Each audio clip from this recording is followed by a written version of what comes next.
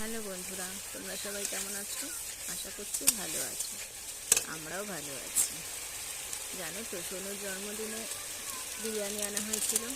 সবার খাওয়া দাওয়ার পর অনেকগুলো বিরিয়ানি বেঁচে গেছিলো।